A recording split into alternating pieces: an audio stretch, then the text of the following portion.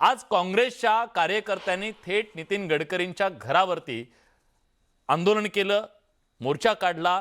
तुम्हाला वाटतं का की हा जो इथेनॉल मिश्रित इंधनाचा जो विषय E20चा आहे, त्यात आपण थेट नितीन गडकरींना जबाबदार ठरवू शकतो?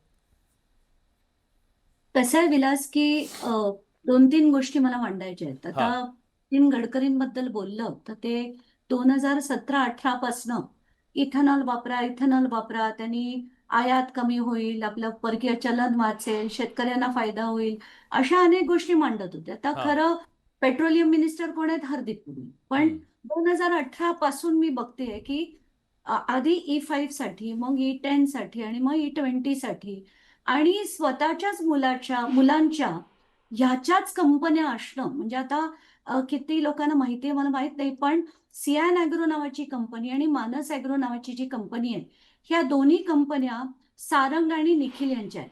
हम्म. त्याच्यात असंख्य आलेल्या अनेक म्हणजे फायद्यांबद्दल आपण नंतर बोलू. हा. कारण माझ्याकडे त्याचे अख्खेच्या अख्खे डिटेल्स आहेत. पण हम्म. आता मला त्याच्यात पडायचं नाहीये. हम्म. आपल्याला जे म्हटलं गेलंय गडकरीने आणि हे सगळं त्यांनी म्हटलेल्या गोष्टी बोलते मी. मला काही उगाचच काही हे म्हणायचं नाहीये.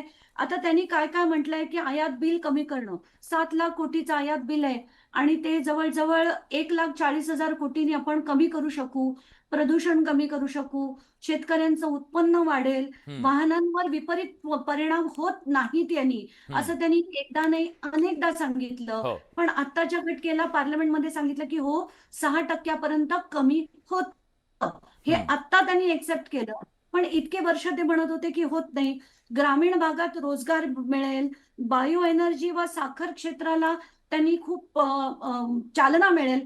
आता हे मी मुद्दाम लिहूनच आणलंय हा. की त्यांनी काय आतापर्यंत विधानं केली होती. हम्म. बरं त्यांनी फ्लेक्स फ्युएल बद्दल म्हटलं होतं, जी हायब्रिड व्हरायटी असते ज्याच्यात इलेक्ट्रिसिटी तयार होते. हम्म. पण आता आपण याच्यातल्या फॅक्ट्स कडे जर बघितलं, हा. त्यांचं असं म्हणणं होतं की इथेनॉल वापरल्याने हम्म. पेट्रोलच्या किमती 55 रुपये होतील, हा. असं ते अनेकदा म्हणाले होते. आता काही वेळा तर त्यांनी कहरच केला होता. माझ्याकडे तो व्हिडिओ देखील आहे. त्याच्यात ते म्हणतात जर आपण ब्लेंडिंग केलं तर पेट्रोलच्या किमतीत 15 रुपयापर्यंत येतील. हम्म. आता ते 15 रुपये काय म्हणाले? कारण त्याच्यात इलेक्ट्रिसिटीची जी कॉस्ट तयार होते 40% इलेक्ट्रिसिटी जनरेट होते असं त्यांचं म्हणणं होतं. त्यामुळे ती 15 रुपयापर्यंत ती किंमत येईल हम्म. असं त्यांचं म्हणणं होतं. आता फॅक्च्युअली स्पीकिंग काय आपण ते बघू. हम्म. इथेनॉलची किंमत आणि त्याचं प्रोडक्शन हे देखील कसं वाढलं. आता हे मी का सांगते लोकांना, कारण कळायला हवं की बाबा हा मंत्री कुठच्या याचे आहेत. हे आहेत ट्रान्सपोर्ट मिनिस्टर. हो. म्हणजे देशभरात होणारे जे रस्ते आहेत NHAI नी केलेले, हम्म. म्हणजे नॅशनल हायवेजनी बनवलेले रस्ते, जसा बॉम्बे गोवा हायवे ज्याच्यात असंख्य खड्डे आहेत. त्या खड्ड्यांचे सुद्धा तुम्ही फोटो दाखवतात, व्हिडिओ दाखवतातच, लोकांचे होणारे हाल दाखवतात. पण त्याचे मंत्री हे अख्खा वेळ शेतकऱ्यांचे मेळावे घेतात. माझ्याकडे त्या मेळाव्यांचे फोटो व्हिडिओ सगळे. हम्म. आता ते अख्ख्या विदर्भात मानस ॲग्रोच्या नावाने शेतकरी मेळावे घेतात. आणि हे का की तुम्ही इथेनॉल तयार करण्यासाठी ऊस लावा. आता ऊसाला किती खर्च होतो आणि किती पाणी जातं याची कल्पना त्यांना सुद्धा आहे आणि आपल्या सगळ्यांनाच आहे. हम्म. ऊसात 3,000 लिटर जर पाणी जात असेल तर आपण ऊस म्हणजे ते चांगलं का प्रदूषण कमी करणं चांगलं. आणि त्याच्यात खरंच कार्बन आपण म्हणतो कार्बन डायऑक्साईड जो प्रदूषण वाढवतो तो खरंच ते प्रदूषण कमी होत आहे का. आता मी फॅक्ट सांगते म्हणजे हा. आता त्याच्यावर 2 स्टेट अभ्यास झाले होते. हम्म. एक झाला होता ARAI IIP IOCL यांचा. हम्म. आता ARAI म्हणजे काय, तो automotive research association of India, त्यांचा, नंतर इंडियन इन्स्टिट्यूट ऑफ पेट्रोलियमचा आणि इंडियन ऑइल कॉर्पोरेशनचा एकत्रपणे अभ्यास झाला होता. त्याचा आलेला रिपोर्ट वाचला. हम्म. ते म्हणतात की 6% फ्युएल जर आपण मिश्रित केलं तर जे गाडीचा ॲव्हरेज असतं, तर समजा माझी गाडी आहे त्याचा ॲव्हरेज 15 आहे, तर हम्म. ते 6%नी कमी होतं असं ह्यांचा रिपोर्ट म्हणतो. बर. दुसरा रिपोर्ट आहे सियामचा. त्यांचं असं म्हणणं आहे की तो जवळजवळ 5 ते 15% कमी होतो. हम्म. पण आत्ताच्या घटकेला एक स्टडी केला गेला होता. काही गाड्यांची त्यांनी 30,000 मला वाटतं गाड्या याचा त्यांनी एक सर्वे केला रिसेंटली. त्याच्यात कन्फर्म झालंय काही काही गाड्यांमध्ये तर 30 ते 35% फ्युएल लॉस होतोय. म्हणजे तेवढं त्यांचा ऍव्हरेज कमी होतोय. फक्त ऍव्हरेजच कमी होत आहे का, तर तसं होत नाहीये. त्यांनी rubber components, fuel systems, hoses, gaskets, seals या सगळ्या गोष्टी गंज खातात, खराब होतात. आपल्याला सारखं गॅरेजकडे जावं लागतं. त्याचा होणारा खर्च आपल्याला भोगावा लागतो. आता आपण फ्युएलकडे येऊया. आता आपल्या सगळ्यांनाच माहितीये की म्हणजे तो अमेरिकेचा आणि इराणचा वॉर चालला होता. वॉरमुळे ब्रेंट क्रूड जे आपण भारतात विकत घेतो ते ब्रेंट क्रूड आहे ना, त्याच्या किमती जवळजवळ $120 पर्यंत गेल्या होत्या. पण आत्ताच्या घटकेला त्या पुन्हा $80 झाल्यात. म्हणजे $40चं करेक्शन झालंय, विच इज ह्यूज. 40% आंतरराष्ट्रीय बाजारात तेलाच्या किमती कमी झाल्या. पण मग आपल्या इकडे कमी का होत नाही? तेच नाही, त्याच्यात 20% जर तुम्ही इथेनॉल मिसळून दिलं तर ते न मिसळता त्याची किंमत आत्ताच्या घटकेला तुम्ही जर पेट्रोल 100% घेतलं तर ₹170 किंमत आहे. पण हे लोकांना माहित नाही, कारण त्यांना असं वाटतं की 120च आहे. ते खरं आत्ताच्या घटकेला 170 आहे.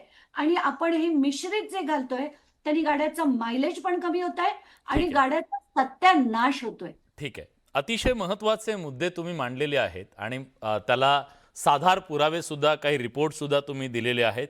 केवळ असं नाहीये की हे असं होतंय, कळते, समजते असं नाहीये. मी तुमच्याकडे येतो ताई, पण कपिल डोके आपल्यासोबत जोडले गेलेले आहेत. कपिलजी, स्वागत आहे. तुम्ही आज नागपुरात नितीन गडकरींच्या घरावरती धडकलात. काय उद्देश होता तुमचा? काय मागणी आहे? तुम्ही गडकरींच्या घरी का धडकला?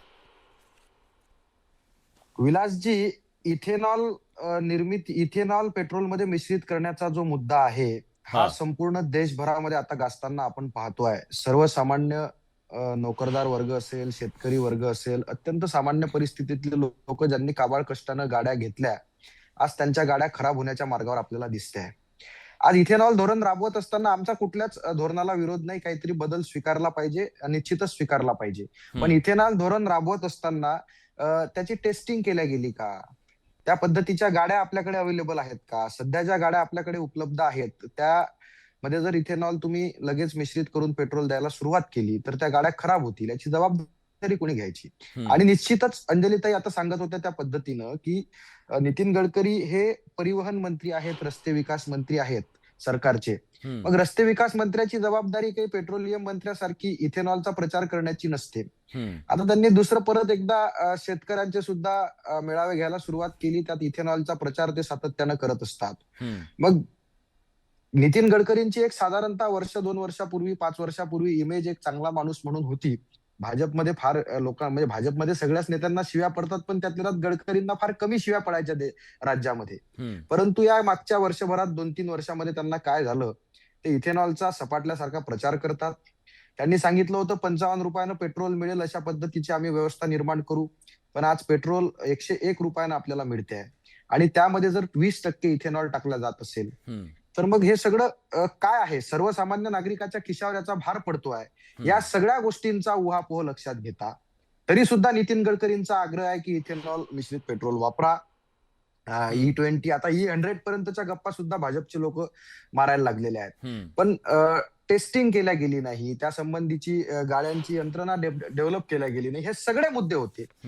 आणि मग या परिस्थितीमध्ये कुणाला तरी जाब विचारला पाहिजे, म्हणून महाराष्ट्र प्रदेश युवक काँग्रेसचा उपाध्यक्ष या नात्यानं आमचे अध्यक्ष शिवराज मोरे यांच्या नेतृत्वामध्ये आणि माझ्या सगळ्या सहकाऱ्यांसमवेत आज आम्ही गडकरींच्या घरावर त्याचा जाब विचारायला चाललो होतो की तुम्ही E20 धोरण राबवत असताना, त्याचा प्रचार प्रसार करत असताना कुठल्या गोष्टींचा अभ्यास केला? सर्वसामान्य लोकांचा विचार केला का? परंतु आमचा मोर्चा आमच्या ठिकाणावरून निघाला, त्यांच्या घराकडे जात होतो. पोलिसांनी बळाचा वापर केला, आम्हाला थांबवलं. पुन्हा एकदा गडकरी, ज्यांना लोक चांगलं समजत होते, त्यांनी सुद्धा जनतेच्या प्रश्नाची उत्तरं देण्यापेक्षा पोलिसी बळाचा वापर करून आमचा मोर्चा दाबण्याचं काम केलेलं आहे.